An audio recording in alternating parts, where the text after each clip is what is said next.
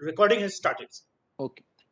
Good afternoon, ladies and gentlemen. It's a pleasure being part of this event on Afghanistan, which is the boiling hot topic of the year. Coming straight into the subject, in the backdrop of what has already been discussed, let's take a look at Afghanistan from the perspective of its economy. In the context of what's happening today, when we are being fed 24/7 images of unopposed Taliban through the streets of Kabul, and the heart-wrenching images of humanitarian crisis that is unfolding, economy and development of Afghanistan may sound too far and too feeble and not urgent enough to merit attention now. But that really may not be the case, because the economic damage will take far longer to heal than political damage. And also the important fact that political damage and social wounds cannot heal without a significant economic revival. Ladies and gentlemen, Afghanistan has traditionally been a nation forever in turmoil. It has always been so, particularly in the last 5 decades. Conquering Afghanistan has not been a problem, but governing it has always been, whether it was for the invaders or for Afghan rulers themselves.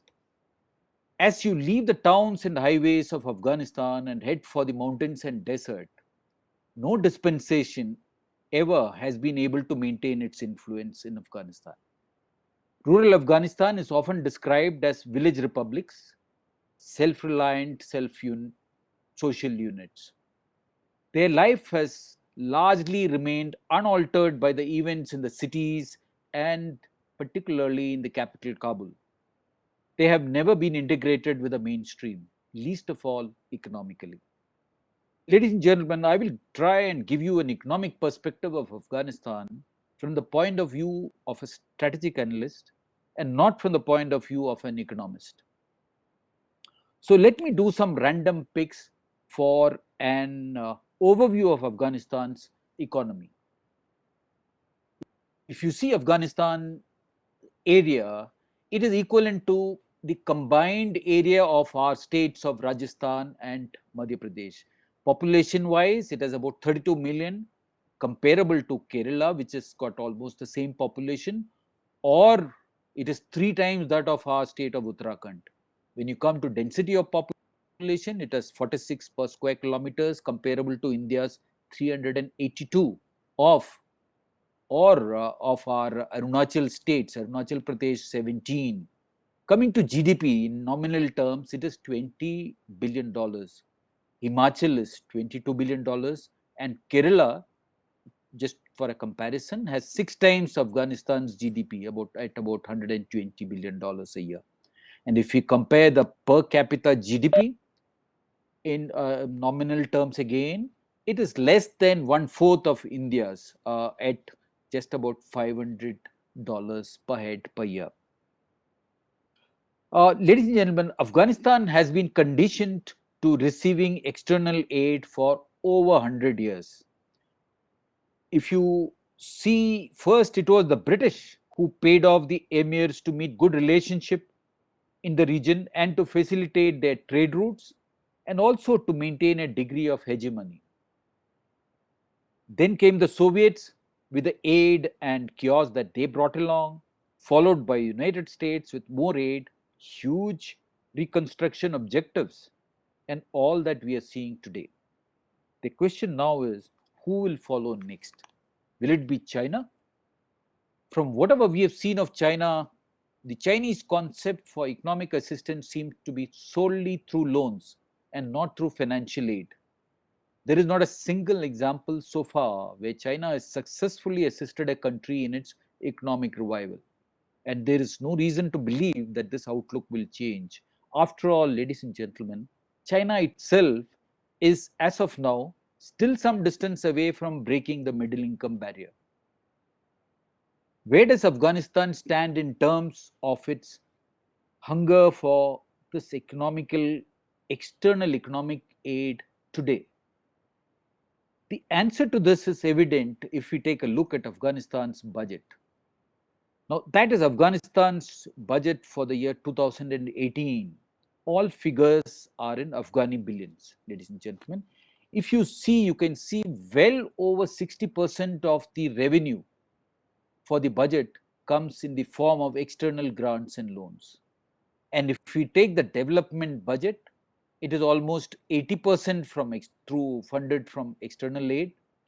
And if we consider the operating budget, which is the equivalent of our revenue budget for the day-to-day running of the country, even for that, about two-thirds of it comes from in the form of external aid. A century of living on external aid has created rampant corruption and actually worsened the problem the financial aid seems to or set out to solve in the first place. Let us take a look at some of the salient features of this aid, the aid nurtured economy of Afghanistan. If you see Afghanistan's economy, I will cover just some of the salient features. The main source of revenue of Afghanistan is external aid, as I just explained, and we saw it from the budget of 2018. Out of whatever revenue generated internally, import duties caters for almost 50% of the domestic revenue. And as you understand, being a landlocked country, this comes entirely through the border checkposts of Afghanistan. The traditional subsistence agricultural economy of Afghanistan has been almost totally destroyed through bombing, scattered mines, and such terrorist activities. Another thing which is of particular interest to us is the fact that 28% of Afghanistan's economy is spent for security related expenditure. If we compare with other low income comparable countries, this head covers only about 3%. Now, 3% in case of comparable countries and 28% in case of Afghanistan makes world of a difference. Aid inflow in case of Afghanistan has actually remained directly proportional to the quantum of international troops present in the country. And just to highlight this point, around 2009, 2013, when the international troops numbers were between 130,000 to 100,000, Afghanistan received as much as 100% of its GDP in the form of external aid. As the troops level tapered off by about 2020, when the foreign troop level dropped to about 10,000, the external aid also dropped to about 40%. Now, the international troops present in the country also contributed in a lot of other ways to the economy of Afghanistan. And just to quote an example, Bagram Air Base, which was active and fully running till about June this year, was the source of source of employment for over 30,000 locals around the airfield. That just shows us the dependence or the benefits that the foreign troops, whether it was the UN troops or the US troops or the other UN contributions, made indirectly to the economy of Afghanistan. Ladies and gentlemen, today Afghanistan is faced with multidimensional poverty in terms of income, healthcare, education, security, and freedom. Let us dwell a little deeper into Afghanistan's economy. Decades of war and turmoil has created an open war economy in Afghanistan. What does this war economy do? It triggers a set of activities which is actually focused on bringing economic returns basically to the perpetrators of the turmoil. And what are the dimensions of this war economy? The first dimension is the drug or the opium economy. 80 to 85% of the world's opium production comes from just one country, that is Afghanistan.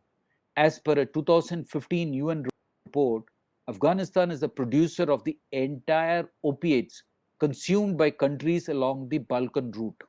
Now, ladies and gentlemen, Balkan route is referred to the drug route which emanates from Afghanistan. If you see on the right corner in bluish uh, square, red square highlighted, and it flows from Afghanistan predominantly to Iran, a little spillover into through Pakistan, and thereafter to Turkey, and from then on to the southern and eastern Europe.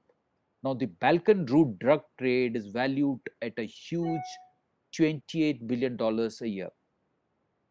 Now, this money, even if it is a drug money or it's illegal trade money, the single largest beneficiary of this drug trade is the Iranian chain, which makes almost $8 billion a year out of this 28 billion.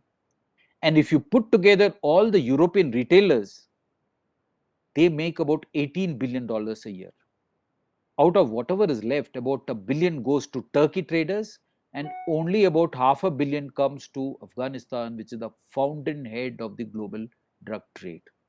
Even out of the about $500 million, bulk of it goes to the traders and by way of paying taxes. I mean extortion to people like of Taliban or the other groups. Only a very small, insignificant fraction of this actually goes to the actual cultivators of poppy. There is also a huge inflow of smuggled consumer goods from the global duty-free hub of Dubai to Pakistan via Afghanistan. The next pillar of the war economy is illegal mining. Afghanistan mineral wealth is assessed at a very high $1 trillion, but it remains hugely untapped. But there are numerous informal, small, but illegal mines. Mining, like drugs, has been financing the conflict, and together they form the lifeline for groups like Taliban and even the Islamic State of Khorasan. Afghanistan, ladies and gentlemen, is rich in iron ore, aluminum, lithium, talc, gold, uranium, and even has some rare earth deposits. The extent of official mining in Afghanistan remains very low compared to the huge mineral resource that it has. But unfortunately, even from this modest level of official mining, the government's loss of revenue due to rampant corruption is huge. And to highlight that, let me show you the figures. If you consider the official figures of Afghanistan's coal export to Pakistan for the period 2015-18, this becomes very clear. The official figures of Afghanistan for the cost of coal exported to Pakistan during this period says $30 million.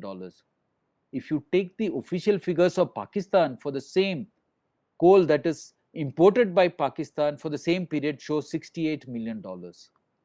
And further, to elaborate it a little more, Afghanistan officially says that it exports coal at the rate of $48 per ton.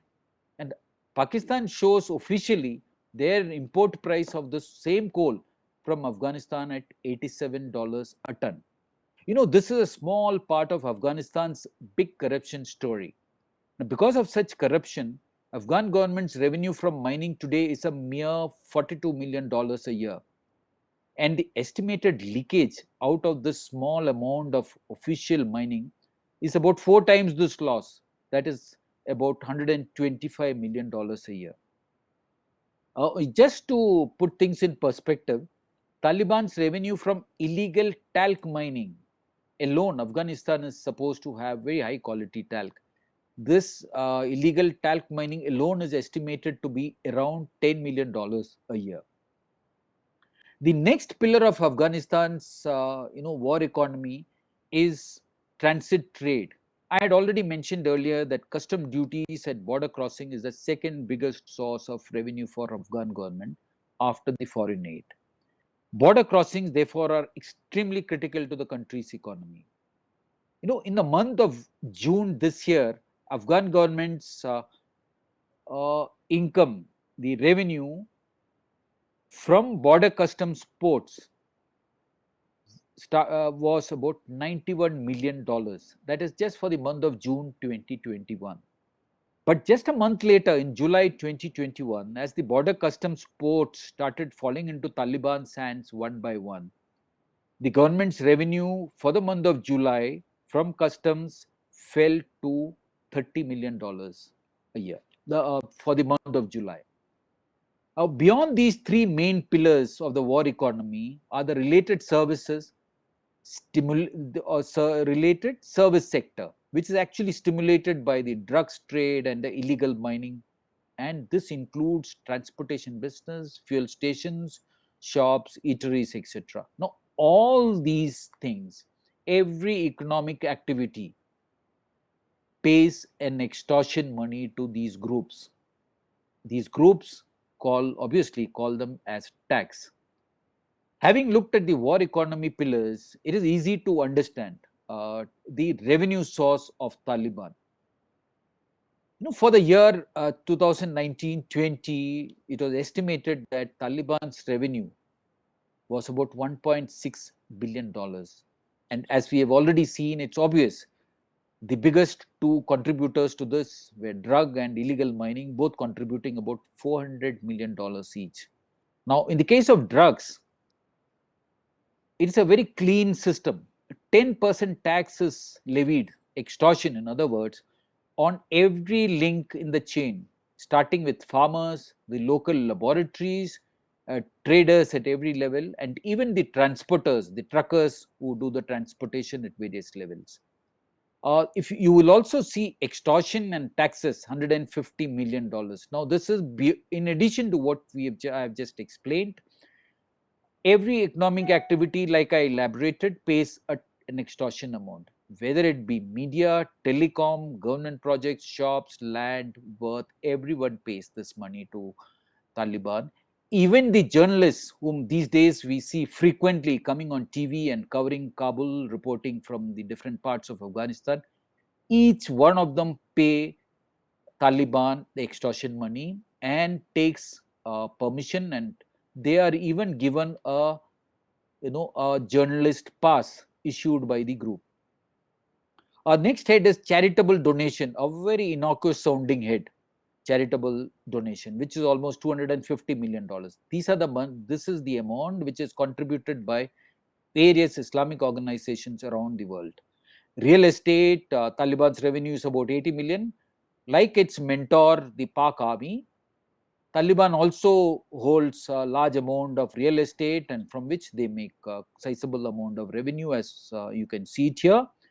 And an undisclosed amount of revenue comes to Taliban from foreign governments, predominantly various Islamic governments around the world.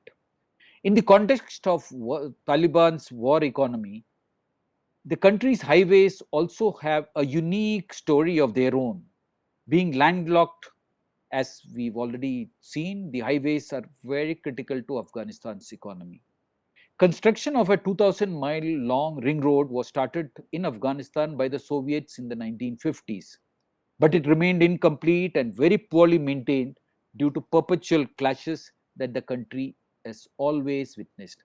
It is difficult to believe that in 2001, Afghanistan had just about 50 miles of good roads. Ladies and gentlemen, imagine just 50 miles of good roads in the whole of Afghanistan.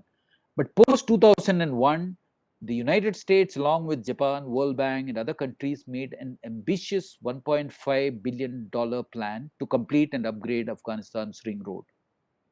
Kabul Kandahar was identified as the most important segment out of this, and it was to be completed by 2003. The highway work commenced in real earnest, but it was frequently disrupted by Taliban through kidnapping, killings, ambushes, and IED attacks on road construction parties. This imposed huge security cost and skyrocketed the entire road construction budgets. Despite all this, the Kabul Kandahar stretch was completed by 2003. Then Iraq happened and US focus shifted to Iraq. Afghanistan reconstruction tempo reduced. The Taliban attacks, which included blowing up of roads and tracks, increased. And by 2016, We had a situation where the ring road, which was a good highway in parts, had become a highway of potholes, debris, and ambush points. The pathetic state of the ring road and the government's lack of control over it was a very accurate reflection of Afghanistan's influence, the Afghan government's influence and capacity. With a marked dip in the level of foreign troops after 2013, Taliban clearly held sway on the ring road and even claimed the ability.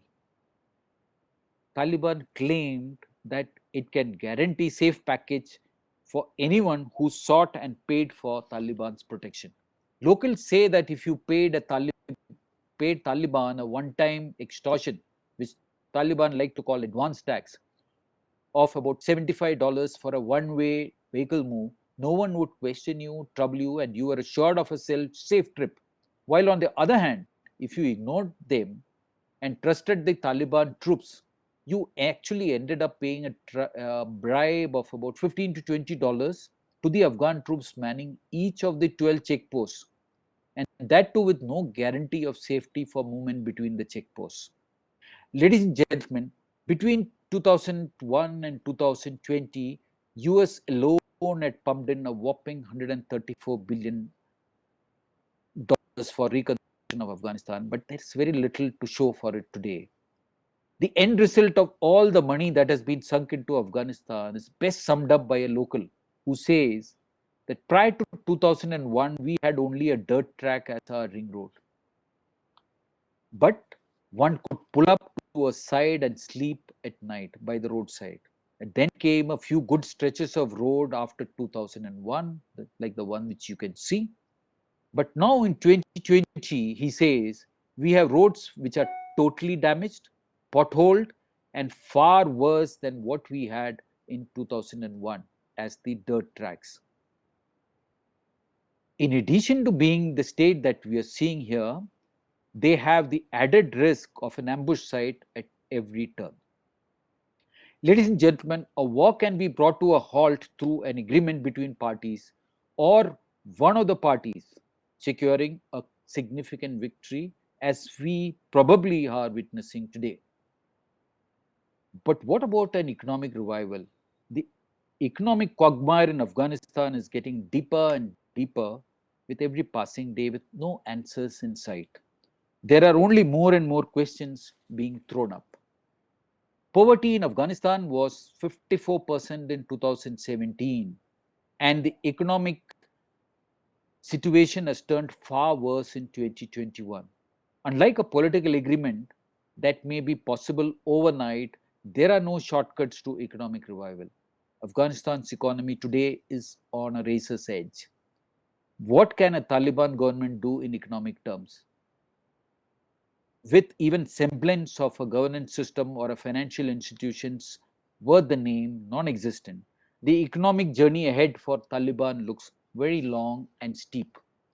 To make things worse, private sector and human capital have vanished, negating any possibility of creating and mobilizing domestic resources. Afghanistan today is in greater need for external aid than it had ever been before. Even if, sadly, even if generous aid flows in, basic service delivery will prove an Herculean task. China finds itself in a quandary in many ways. As events unfold, it will be very interesting to see if the geo-economic and geopolitical situation compel China to risk investing in Afghanistan's reconstruction. Will the Islamic nations come together to help? Will rest of the world come to Afghanistan's rescue, knowing fully well that the untrustworthy Pak-Taliban alliance would stand to gain the most from every dollar that flows into Afghanistan, and China would be the biggest beneficiary of stability in Afghanistan and the region.